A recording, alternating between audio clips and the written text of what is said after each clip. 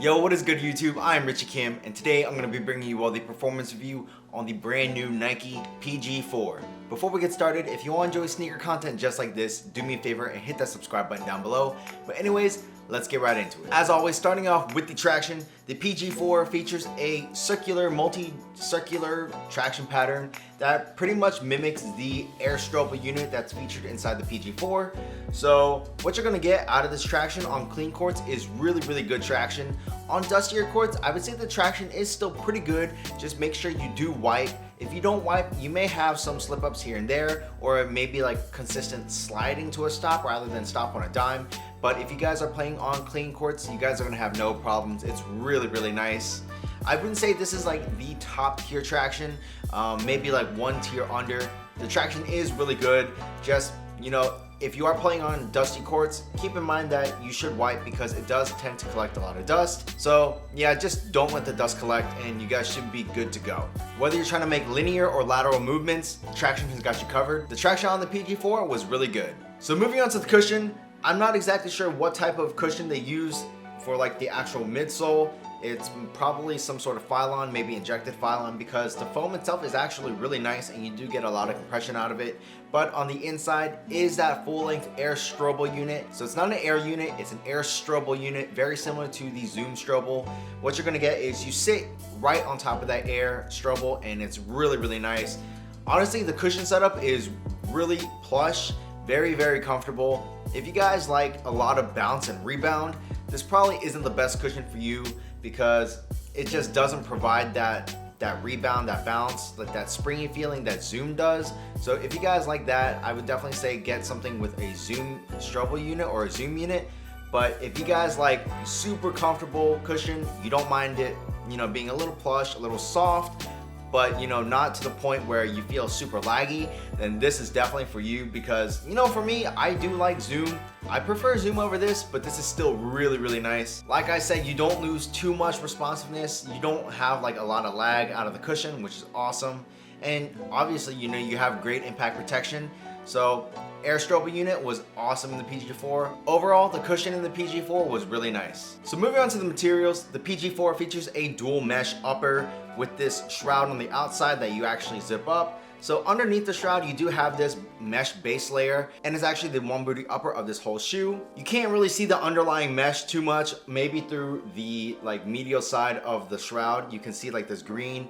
That's the mesh. It's nothing, great. It doesn't feel too great to the touch, but it does do its job performance-wise. And as far as the shroud goes, I'm not exactly sure what type of material this is. This may be like some sort of mesh as well. It's definitely like an open aired mesh on the medial side. And on the back, you do have like this synthetic hit for this back part with a heel tab that just comes out of it. Not really sure what the material is, but it does have like an internal heel counter inside of this material. You also do have a synthetic hit right here on the lateral side, as well as some fuse overlays in various areas of the shoe. So, in terms of the materials, it's pretty much what you get what you pay for, because it's definitely not the most premium feeling materials, but the materials do get the job done just fine. So materials, definitely not the best in hand feeling, but performance wise, they're fine. So moving on to fit, the fit in the PG4 is really weird. Some people say go up a half size, some say go up a whole size. Personally, I went up a half size, and I'm a slightly wide footer and I was perfectly fine. So going up a half size from a true to size is the way that I would go. Wide footers, you may want to go up a half size or even a whole size, just depending on how wide your foot is. I'm a slightly wide footer and going up a half size was perfectly fine for me. I didn't really feel any pinching pain or anything. The materials do loosen up after you break them in as well, which is really nice. Overall, the fit is a one booty upper, so the only problem with the fit is that it is really hard to get your foot into the shoe, but once you guys do get your foot in, you're gonna be good to go. Very nice feeling, one-to-one almost. So yeah, overall, the fit in the PG4 is really nice. Just make sure you go up at least a half size if you guys are normal footers. Maybe a whole size if you guys are wide footers. Just try it on in stores if you can. I'm sure these are sitting around, so definitely get your right size, because if you don't, it's gonna throw everything off balance and it's just not gonna perform like you'd want it to. Overall, the fit in the PG4 was really good. So moving on to the support in the PG4, this is probably the worst thing about the PG4.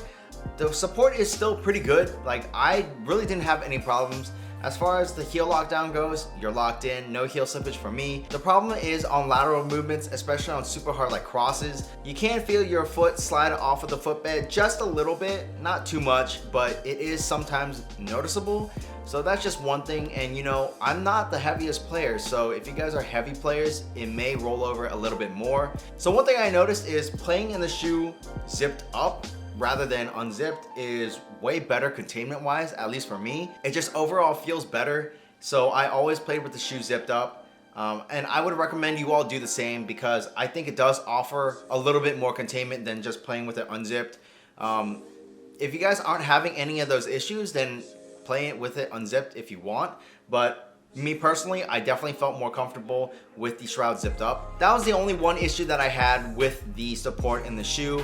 This shoe's pretty much got you covered, you know, with the heel area, heel lockdown, and torsional rigidity and stability. It was just at times, I definitely could feel my foot roll off the footbed just a little bit, but you know, not too much. The PG4 retails for $110, $120 in the collab colorways. And for that price, I'd say it's a really good shoe. I would highly recommend you all pick up a pair. Just note that if you guys are heavier players, you know, give it a little test, see if you guys are having that lateral support issue.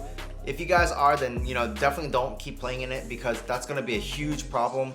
But if you guys are on the lighter side, you know, give it a try. If you guys don't have that lateral support issue, then you guys are gonna be good to go because everything else about the shoe is really, really nice. I do really like the traction on the shoe. The cushion is amazing, and you know, it's honestly a really good price. It's still, you know, a little bit more expensive than a budget shoe, but for a signature sneaker, I think 110 to 120 bucks really isn't bad. And the PG4 honestly is going to be in my rotation. So the PG4 was definitely a fun shoe to play in, and I definitely think that you all should pick up a pair. I don't think you'll be disappointed. That's pretty much it for this performance review. If you all like this video, do me a favor and hit that subscribe button down below. Also smash that thumbs up button for me as it really does help me out. While you guys are at it, check out this video on my left and on my right, and that's pretty much it. Until next time, peace.